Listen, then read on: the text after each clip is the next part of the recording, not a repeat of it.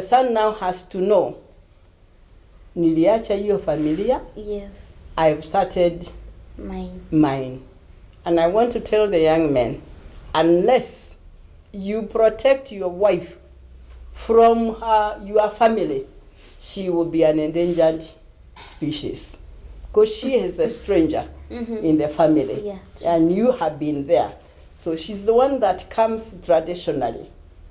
It's the role of the husband to protect his wife from his mother, from his father, from his siblings.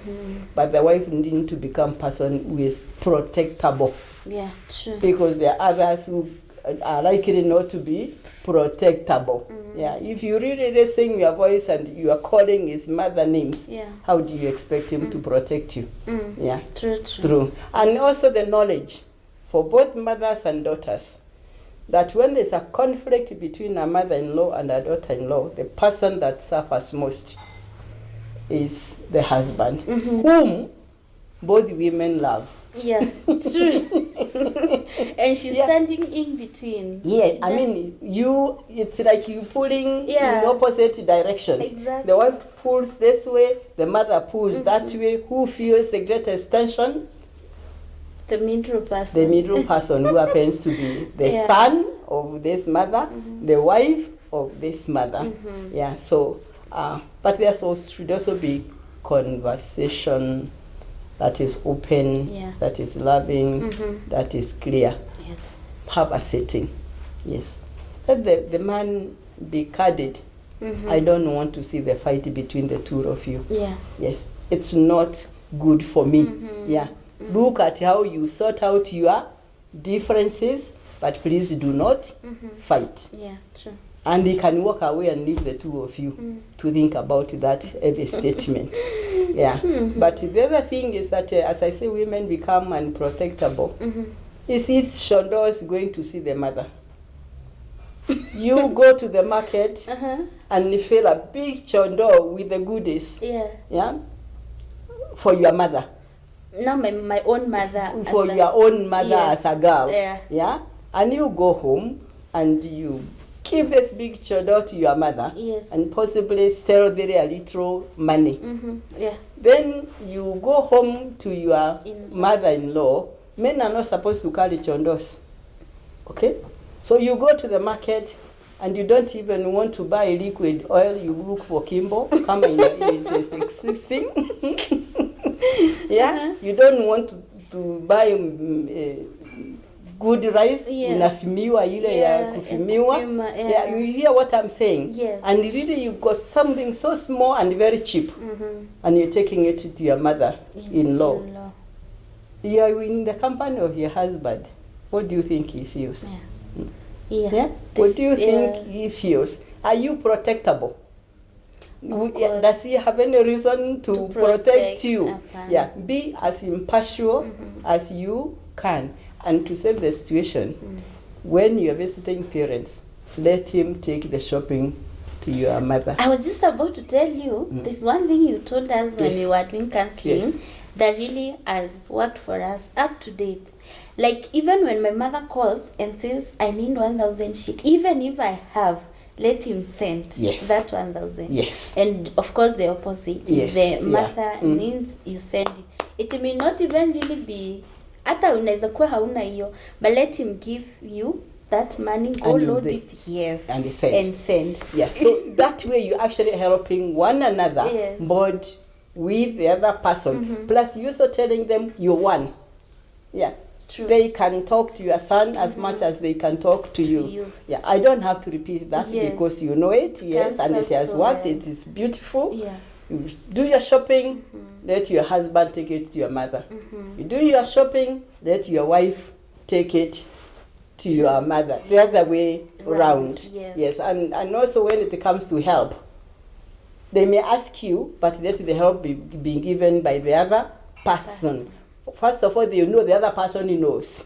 So hakuna hii mambo ya kukuambia chini so that the other person does not know. It enables them to know you one and you're working as one. And it's your relationship is open. Yes. Oh, Thank you. awesome. And maybe also the other point you are trying to bring out is on balancing them. If you shop 1,000 for this, shop 1,000 for this. Yes. It's, you may really think, you may really feel maybe the things you buy from this mother could be different for the other mother, but then let them be of the same value. Yes. Okay. Okay. Because the needs again are different. Yes. There's one who doesn't take sugar. Yes. So why are you taking sugar to them? Yes. True. So how should communication in marriage be? Because I think it's also one of the key things that is really breaking marriages. You don't want to be open to your partner. Maybe they do something constantly that you don't like. You're even afraid. You're afraid if you tell them, maybe it will, escalate things in the family. How should we go about communication between a husband and a wife? You've touched many things, Esther. One of them, you're afraid. Yes. There should be no fear in marriage. Mm-hmm. There should not be no fear in marriage. Because once you get to it, unless you've not made up your mind, it is really marriage or death. Until death do us part. Yes. When I got into my marriage, and I kept on telling my husband many times, death, yes. Divorce, never. For me, yes. If we were to be separated, it's by death. Yeah. So you might as well kill me than you think you are divorcing me. Oh, yeah. It is said to be foolish. Yeah, really, because you don't have to die for the life of somebody else. Yeah. But this is said with a light touch. Yeah. Is to show one how committed you are to this marriage. So if you are committed to this marriage, you should be committed to being happy in it. And one way of being happy is being open with one another. Back to the Garden of Eden. Yes. They were both naked and not ashamed. Yes.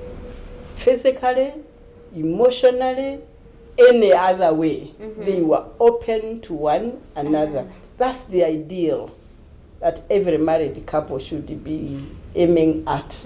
Really, be open, as open as you humanly can, but communicate your openness with love and concern. Yeah. Yes, don't do it to hurt the other person.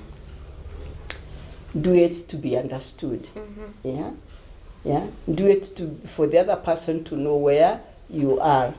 If they have hurt you, it's okay. You will feel so angry. You will feel like not wanting to talk to them. We were talking about people not wanting to talk. Oh, yeah. And you're saying it is the worst thing that can happen in marriage. In marriage. You need to be open. Even when you're hurt, say it in tears. I am so hurt. I don't even feel like talking to you, but you must understand.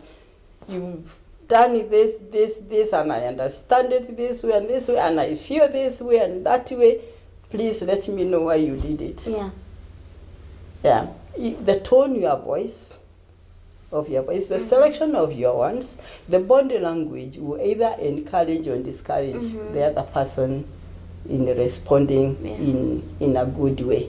But be just yourself, be open, and know you're getting into this conversation because you're seeking for healing, for greater understanding, and not to accuse the other person, and not to send them to hell or to your committee, whichever your prison is.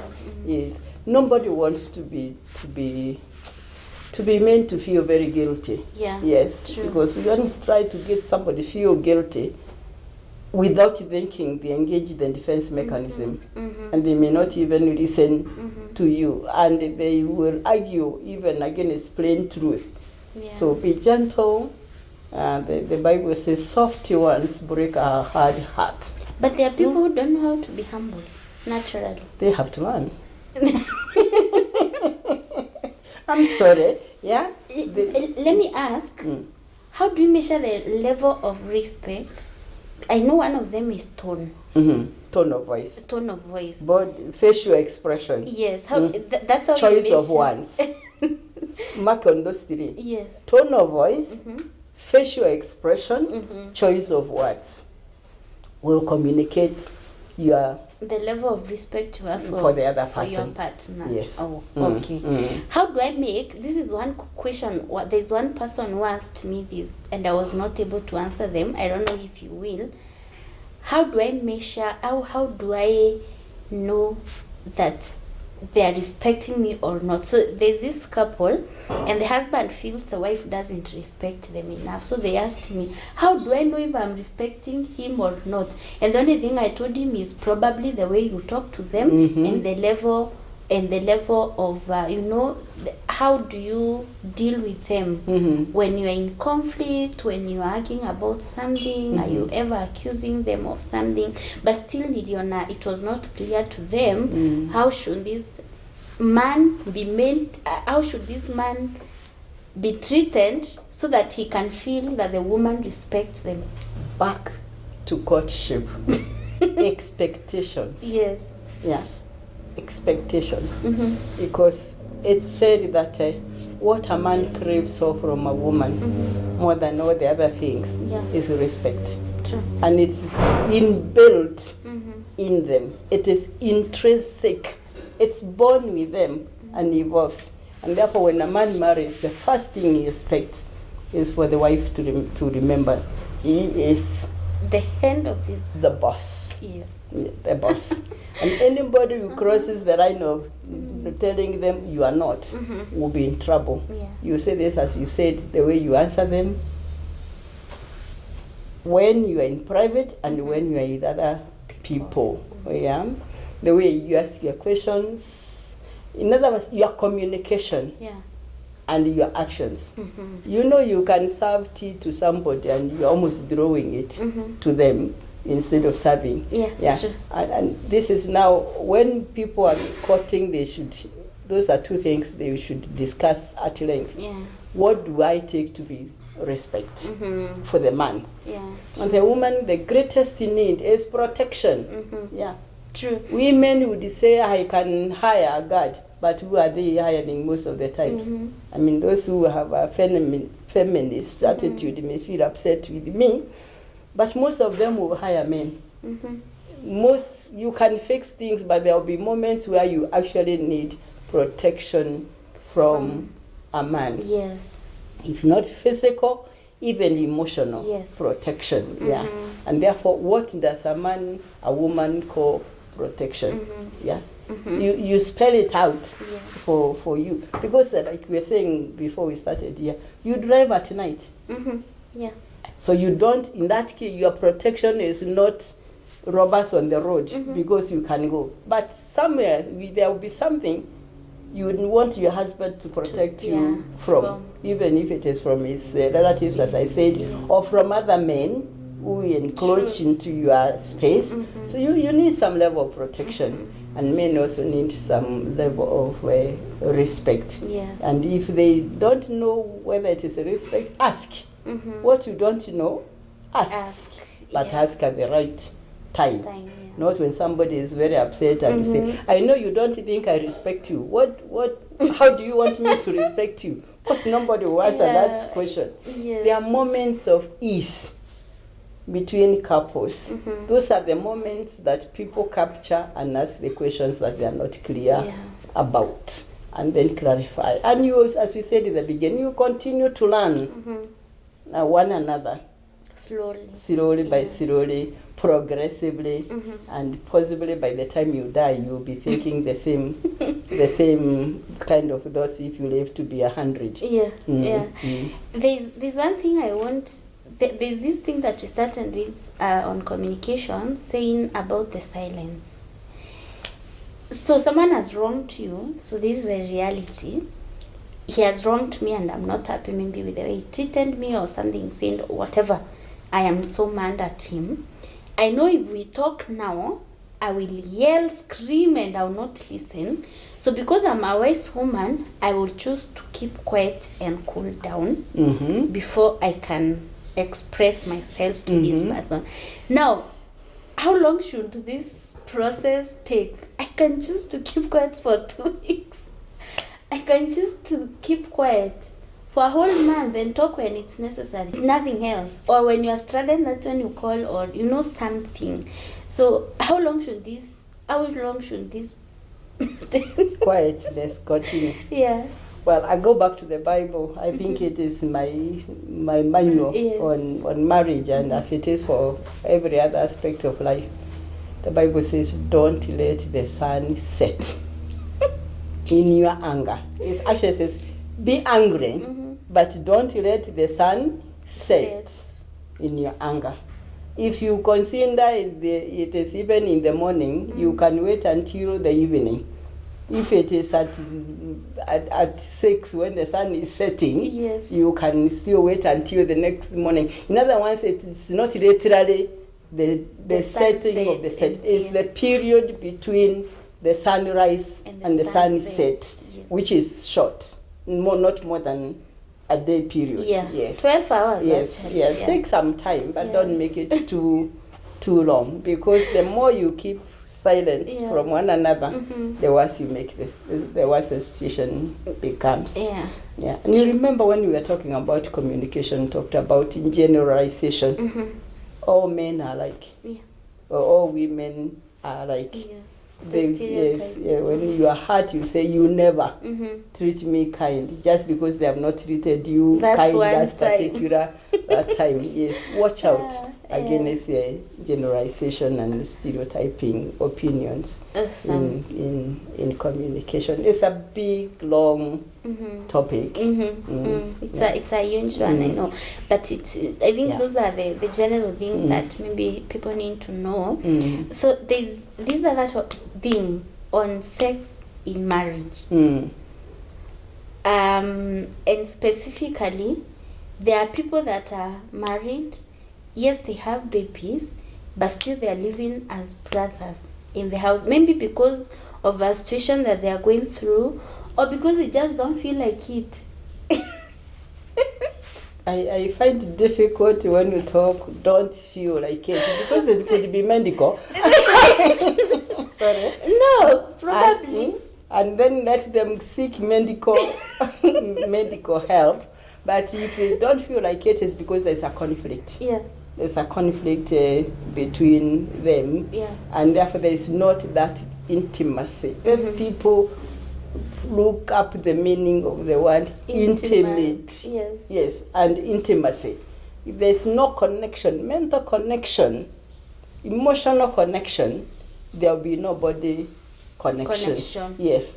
And of course, if there's not that connection, then these are the thing we're talking about will not be there. And if it is there, it will be ratio. And it cannot be ratio for too long. So couples need to find out, if you married and you're going a week and two, and you don't feel like you want to be intimate, find out there's something that's wrong. If it is not biological, it is emotional. Yes. Yeah. So they should find help. They should find help. Yeah. They should find help. Okay. Yeah. I don't. I'm not saying they don't do it, but feel like doing it. Yes. Because women can, I'm told, women can go for a month without necessarily having the urge.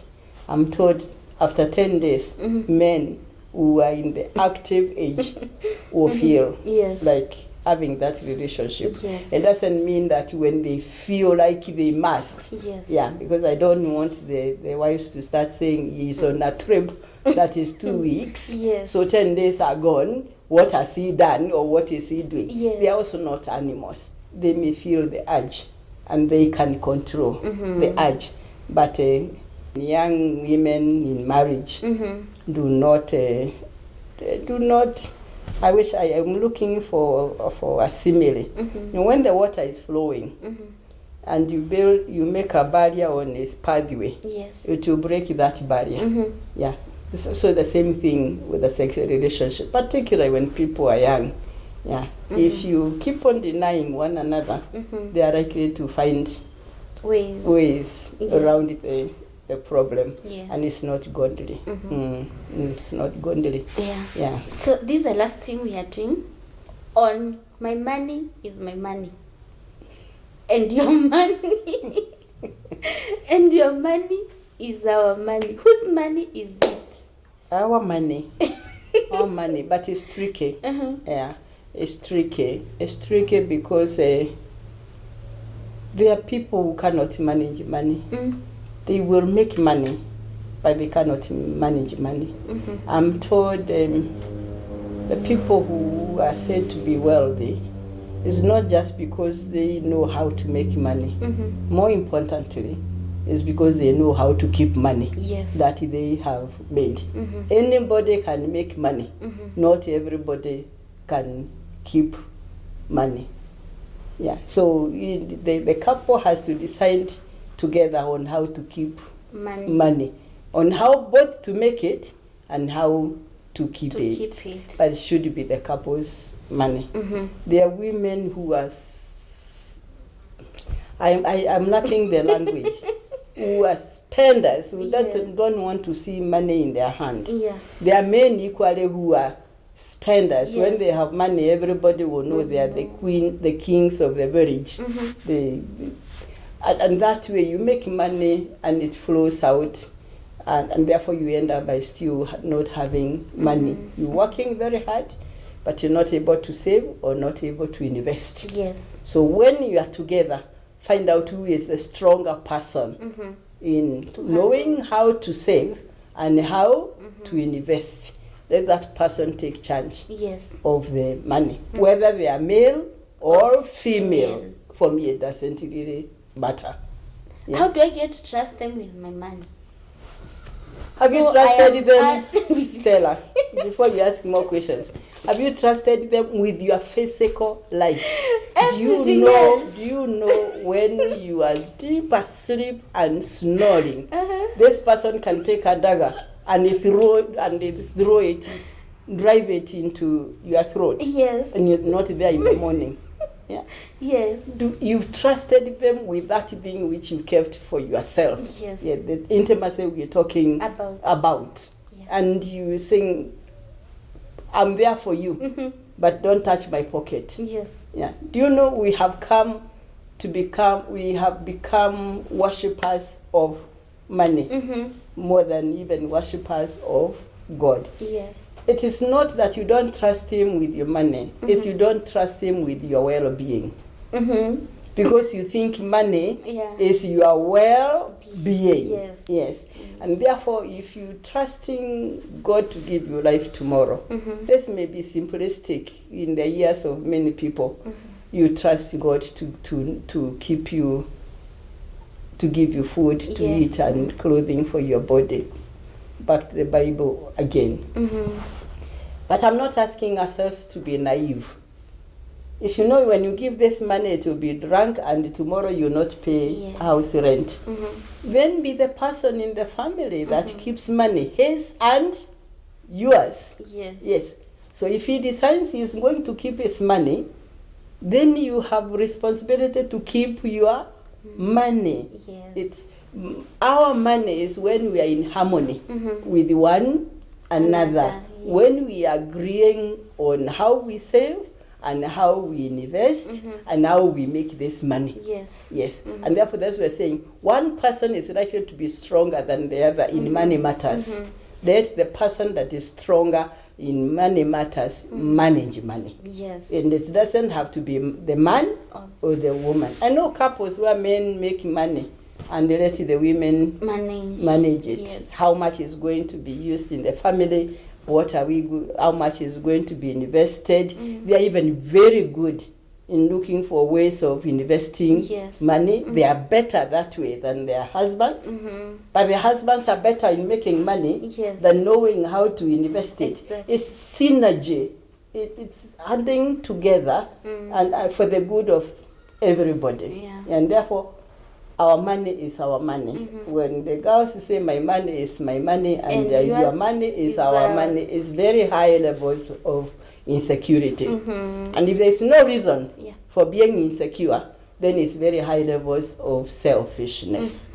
But if there is a reason to be insecure, no woman should let her husband go without milk, her children go without milk, because the husband has drunk all the money. Yes, including children's school fees. School fees, yes. Yeah. Yes. What would you advise on splitting roles in the family?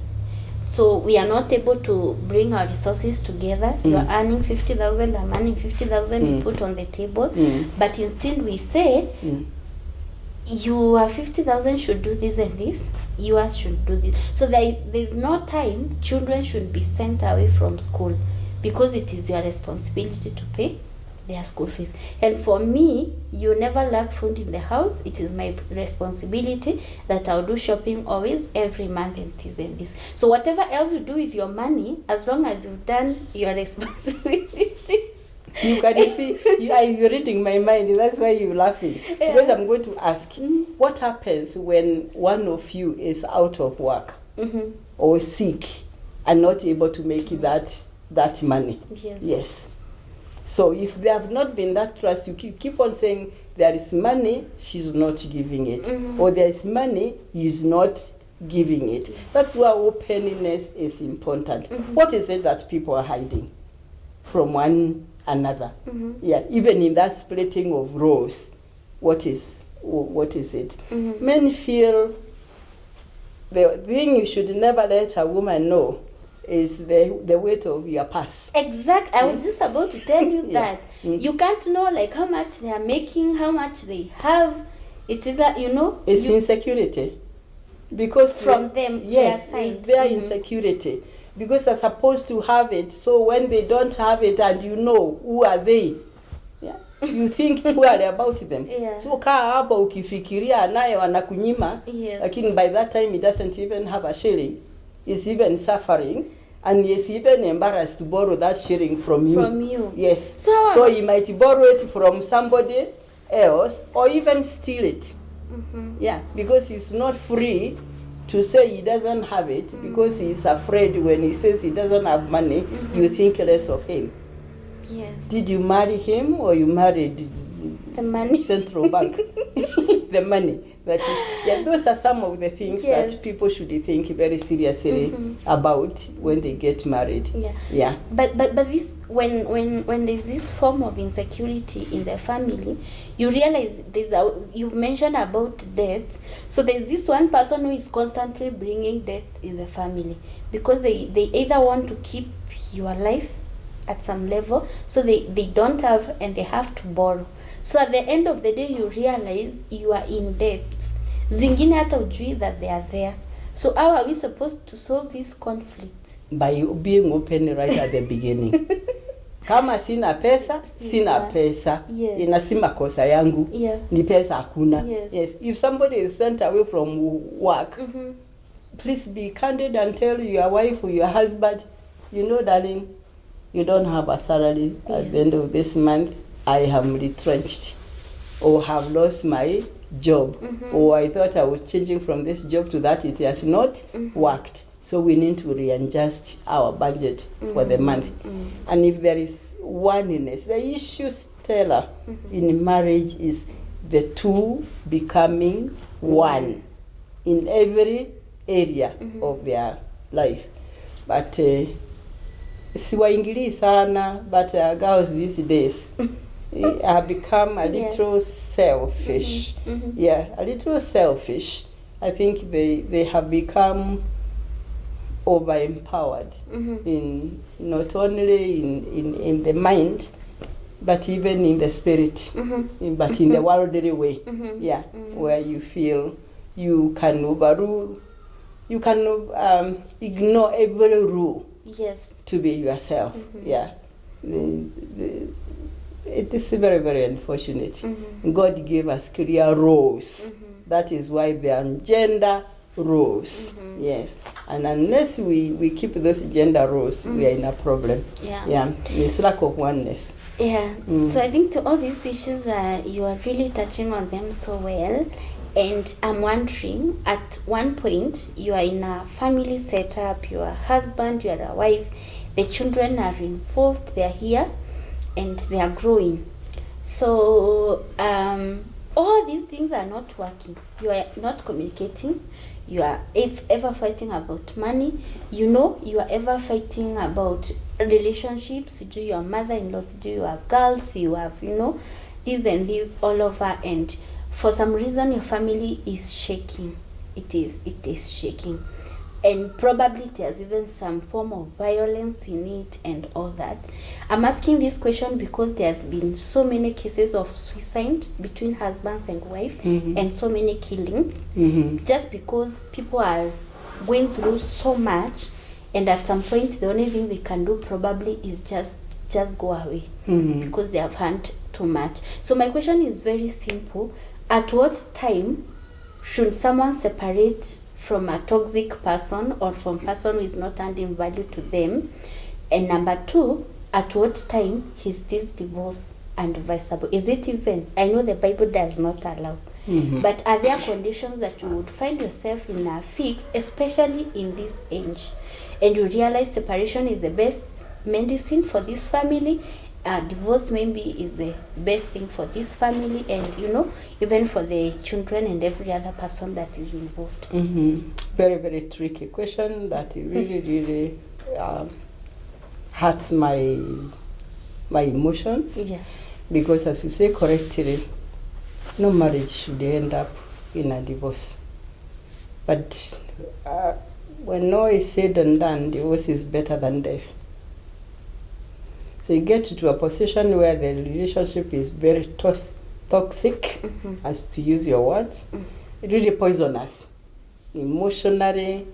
It gets physical, and instead of people killing one another, let them separate. Yes. Let them give one another space to rethink on whether they really miss this person and can come back and make it better, or if they still feel they don't want to come back.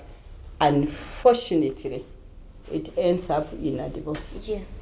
But when they get into that, the question is, are there people who have divorced and to live alone?